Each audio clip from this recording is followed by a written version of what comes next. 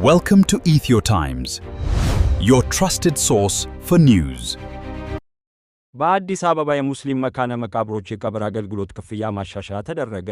የአዲስ አበባ ከተማ እስልምና ጉዳዮች ከፍተኛ ምክር ቤት በከተማዋ በሚገኙ የሙስሊም መካነ መቃብሮች ላይ አዲስ የቀብር አገልግሎት ክፍያ ማሻሻያ ማድረጉን አስታወቀ።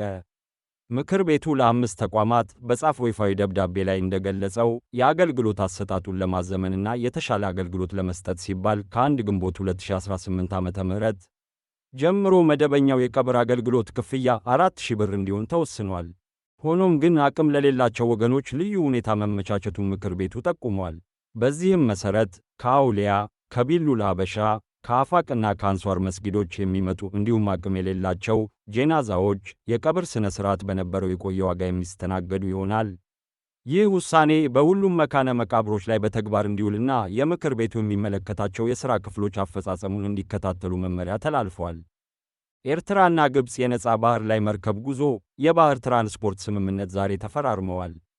ፕሬዚደንት ኢሳያስ አፈወርቂ የግብፅ የውጭ ጉዳይ ሚኒስትር ዶክተር በድር አብደላቲና የትራንስፖርት ሚኒስትር ሌጀር ጄኔራል ካሜል አልዋዚር የሚመሩትን ከፍተኛ ልዑክ በአስመራ ተቀብለው ማነጋገራቸው ታውቋል። ውይይቱ በሁለትዮሽ ቀጠናዊና ዓለም አቀፋዊ ጉዳዮች ላይ ያተኮረ ሲሆን ሁለቱ አገራት የነጻ ባህር ላይ መርከብ ጉዞ መርህን መሠረት ያደረገ የጋራ የባህር ትራንስፖርት ስምምነት ተፈራርመዋል። ስምምነቱ የግብፅ መርከቦች በኤርትራ ባህር መስመር ሰላማዊ ምልልስ እንዲያደርጉ ያለመ ነው። የአውሮፓ አገራት በሆርሙዝ ስትሬት በኩል ለማለፍ ከኢራን ጋር ድርድር። የአውሮፓ አገራት የንግድ መርከቦቻቸው በስትራቴጂካዊ የሆርሙዝ የባህር ወሽመጥ ሆርሙዝ ስትሬት በኩል በሰላም እንዲያልፉ ከቴህራን ጋር ድርድር መጀመራቸውን የኢራን መንግሥታዊ ቴሌቪዥን አስታወቀ።